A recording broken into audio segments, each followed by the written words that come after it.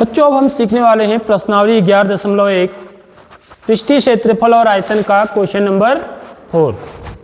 क्या कह रहा है? शंकु के आकार का एक तंबू 10 मीटर ऊंचा है और उसके आधार की त्रिज्या 24 मीटर है।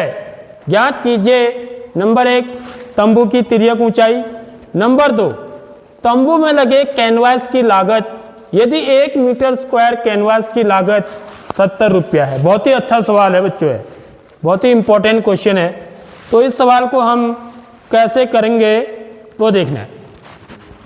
एक हर सवाल में चित्र बनेगा किसका? शंकु का। ऐसा तंबू भी होता है ना, देखा तुमने? जो कई बार टूरिस्ट लोग ले आते हैं ना, तो वो ऐसे तंबू लगाते हैं। कब किसका बना होता है? कैनवास, कपड़ा होता है। क्या कैनवास क्या चीज होती है? एक कपड़ा होता है। अब इसमें क्या बोल रहा है देखिए, शंकु के आकार का एक तंबू 10 मीटर ऊंचा है। यहाँ पर तिर्यक ऊंचाई नहीं दे रखी है, याद रख लेना। हाँ, ऊंचाई में 10, जहाँ पर तिर्यक ऊंचाई होगा ना वहाँ तिर्यक ऊंचाई जरूर लिखा होगा। ऊंचा है का मतलब यह है, इसकी हाइट है। h बराबर है 10 मीटर यहाँ पर, यहाँ से लेके यहाँ तक। ठीक है, ये माने इसकी आधार की त्रिज्या है। ये भी दे रखा है r बराबर कितना दे रखा है? 24 सेंटीमीटर। यह दूरी 24 सेंटीमीटर है, सॉरी मीटर है। सॉरी क्या है? 24 मीटर। तो हमें क्या ज्ञात करना है? तंबू की तिर्यक ऊंचाई।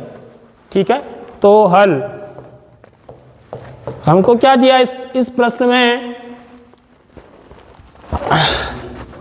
शंक्वाकार। ये भाषा जो है ना हमको बनानी आनी चाहिए। शंक्वाकार तंबू की ऊंचाई, जिसको कि हम h से दिखाते हैं, बराबर 10 मीटर। शंक्वाकार तंबू के आधार की त्रिज्या,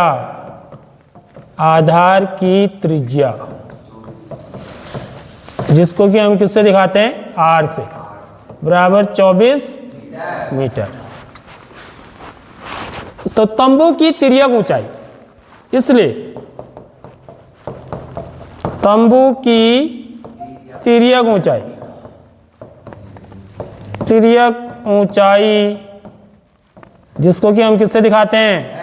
L से। क्या होता है सूत्र? जान पता है किसी बच्चे को?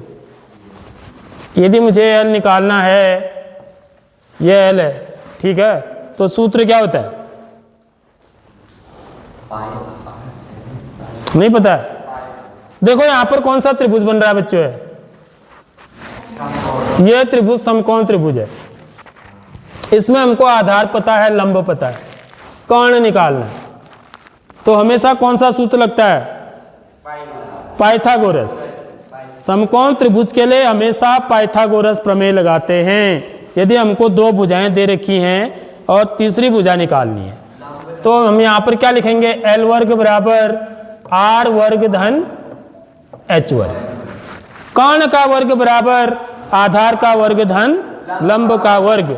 तो L का मान निकालेंगे। यदि वो यहाँ से वर्ग हटाएंगे बच्चों, तो उधर वर्गमूल लग जाता है। R वर्ग धन H वर्ग। आगे बात समझ में? तो ये सूत्र होता है। तो यहां से R भी पता है मुझे, H भी पता है। R क्या है? 24 का वर्ग धन 10 का वर्ग। आगे बात समझ में? अब 24 का वर्ग कितना होगा? 24 गुणा 24, ठीक है, 4 चको 16 का 6, हासिल 1, 4 दूनी 8 और 1 9, 96। 2 चको 8, 2 दूनी 4, 6 8 दूनी 16 और 1 17 का 7, हासिल 1, 576 आ गया है। यह आ गया वर्गमूल 576 धन 10 का वर्ग कितना हुआ? 100। तो यह हो गया वर्गमूल 676। इतना क्या होगा बच्चों? मीटर। इतना क्या होगा? मीटर। इकाई जरूर लिखना है हमको, लास्ट में तब भी लिखना है। ठीक है, अब इसका वर्गमूल कितना होगा वो निकालना आना चाहिए। इसलिए देखा तुमने वर्ग और वर्गमूल वाला चैप्टर कौन से क्लास में है? कक्षा 8 में है। समझ रहे हो? तो वर्गमूल निकालने की दो विधियां हैं, एक तो अभाज्य गुणनखंड विधि और दूसरी भाग विधि। तो भाग विधि से कैसे निकालते हैं? देखो, भाग विधि से सबसे जल्दी निकलता है वर्गमूल। तो 676 है, इसका वर्गमूल निकालना है मुझे। तो हम ना इधर से, यहाँ देखो ये इकाई है, इकाई से अंदर को ऐसे जोड़े बनाते हैं। ये एक जोड़ा बना, इसके लिए जोड़ा बचा ही नहीं, तो 6 अकेला ही रहा। उसके बाद हम क्या करते हैं, देख लो, वर्गमूल निकालना ही बता रहा हूं, अगर किसी बच्चे को नहीं आता है तो। हम पूर्ण वर्ग संख्या ढूंढते हैं।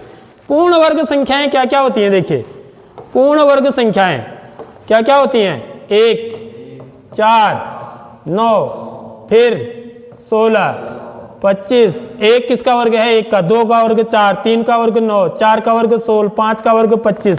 इनको क्या बोलते हैं हम? पूर्ण वर्ग संख्याएं बोलते हैं, परफेक्ट स्क्वायर नंबर्स। ठीक है। अब मैं वो पूर्ण वर्ग संख्या ढूंढूंगा जो 6 से छोटी होती है। देख लो इसमें कौन है? 4 है, जस्ट छोटी जो होती है, 6 से जस्ट छोटी। ठीक है, 1 नहीं लूंगा अभी, क्योंकि ठीक छोटा उससे कम होना चाहिए, क्योंकि 9 तो क्या है 6 से ज्यादा है, 4 क्या है 6 से ठीक कम है। तो पूर्ण वर्ग संख्या जो 6 से कम है ठीक, वो कौन है? 4 है। और वो किसकी वर्ग होती है? 2 की। तो यहां पर क्या लिखेंगे हम? यहां पर 2 लिखेंगे, यहां भी 2 लिखेंगे। देखो 2 दूनी 4 गुणा करके। ठीक है, अब घटा देंगे, यहां से घटाते हैं, 6 में से 4 घटाएंगे 2, और यहां पूरा जोड़ा उतरता है, इसीलिए ये लगाते हैं। अब क्या करते हैं, देखिए, जो इसका इकाई का अंक है 2 है ना, इसका इकाई का अंक, तो इकाई का अंक जोड़ देते हैं, या फिर इसका दुगुना कर देते हैं, तब भी एक ही बात होती है। तो 2 में 2 जोड़ेंगे 4, और यहां पर एक अंक लिखने के लिए जगह छोड़ देते हैं। ठीक है, अब जो अंक मैं यहां लिखूंगा वही मैं यहां भी लिखूंगा। ठीक है, अब वो अंक कौन होगा वो हमको ढूंढना है। और उसको कैसे ढूंढते हैं बच्चों? उसको ढूंढने के लिए क्या तरीका है इसका? ये 6 बंद कर दो, इकाई का अंक, और 4 का भाग 27 में दो। कितनी बार जा रहा है? 4 6 24, 4 7 28, 7 बार ज्यादा हो जा रहा है, 6 बार। ठीक है, तो देखो यहां पर रख के देखेंगे, 46 कई बार वो भी ज्यादा हो जाता है। 46 यहां पर 6 लिखना है, तो यहां भी 6 ही लिखना है, तो 6 से ही गुणा भी करते हैं।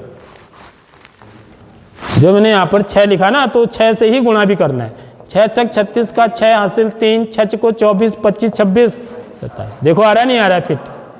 तो 6 6 276, तो घटाएंगे सही 0। तो इसका वर्गमूल कितना आ गया बच्चों? 26 मीटर। तो इसकी तिर्यक ऊंचाई कितनी है? 26 मीटर। बस, अब मुझे R पता है, H पता है, L पता है, तीनों ही तीनों पता है यहां पर। अब आप कुछ भी निकाल सकते हैं यहां से। ठीक है, कुछ भी का मतलब वक्र पृष्ठीय क्षेत्रफल, कुल पृष्ठीय क्षेत्रफल, ये सब निकाल सकते हैं।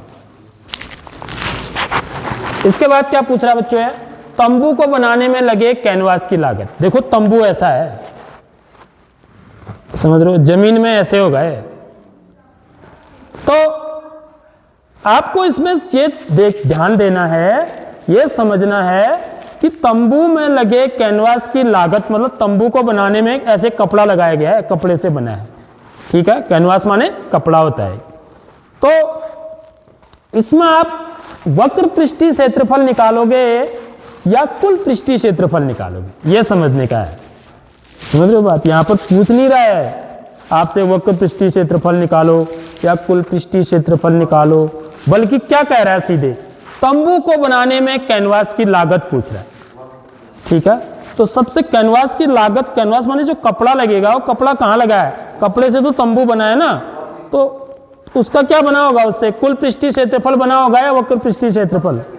वक्र पृष्ठीय क्षेत्रफल, क्योंकि यहां तो कपड़ा लगेगा नहीं ना, यहां भी कपड़ा लग जाएगा तो अंदर कैसे घुसेगा आदमी?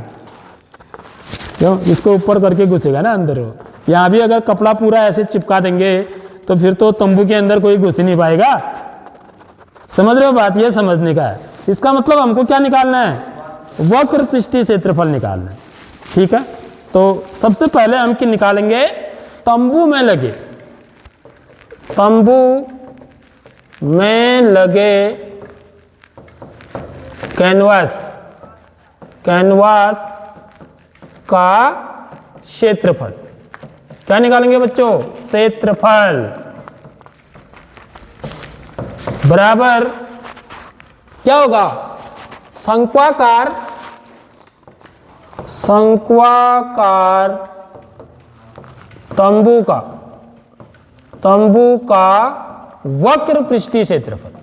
ये देख लो, हमने वक्र पृष्ठीय क्षेत्रफल ये निकालना है एक्चुअली में, हमें इनडायरेक्टली हमको ये निकालना है। ठीक है, तो ये क्या होगा? पाई आर एल।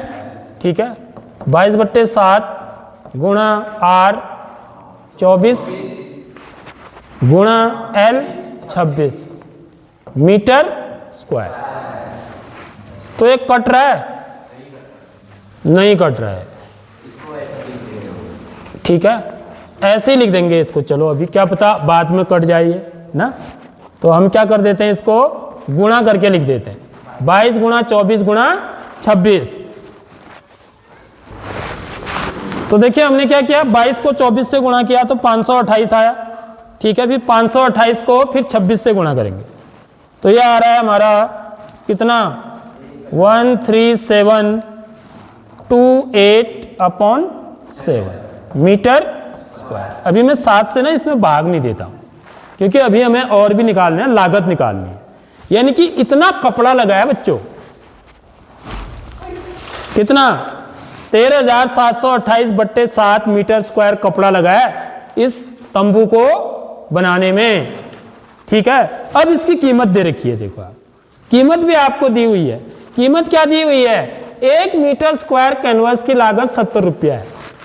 1 मीटर स्क्वायर की लागत माने कीमत, कीमत लागत माने कीमत। 1 मीटर स्क्वायर, एक इतना कैनवास लगा है। ठीक है, ये तो हमें पता लग गया। 1 मीटर स्क्वायर कैनवास, कैनवास की लागत बराबर ₹70। देखो मैंने 7 से क्यों नहीं काटा बच्चों? क्योंकि मैंने यहां 70 देख लिया था। सारी बात समझ में, हमें अपना समय भी तो नहीं बर्बाद करना है ना। 1 मीटर स्क्वायर कैनवास की लागत 70 रुपया है, तो इतने मीटर स्क्वायर कैनवास की लागत कितनी होगी? सीधी बात यह है। इसलिए एक 13,728/7 मीटर स्क्वायर कैनवास की लागत बराबर कैसे क्या करेंगे? 70 को इससे क्या कर देंगे? गुणा कर देंगे। सारी बात समझ में। जैसे एक आम की लागत 20 रुपया है, तो 5 आम की लागत कितनी होगी? 100 रुपया। क्या किया आपने? गुणा किया। तो हम क्या करेंगे? इसको 13,728/7 गुणा 70। अब ये किसमें बदल गया बच्चों? रुपये में। इतना रुपया लगा, कीमत निकाल दी हमने। 7 से 10 कट गया, 7.70, इसलिए भाग नहीं दिया। देख आगे बात समझ में। तो कितना आ गया कुल? यह बराबर रुपया, एक जीरो लग जाएगा आगे से बस। 13,728, 13,728 जीरो कितना हो गया है? 1,37,280 रुपये में आएगा वो कपड़ा। बहुत बड़ा तंबू है।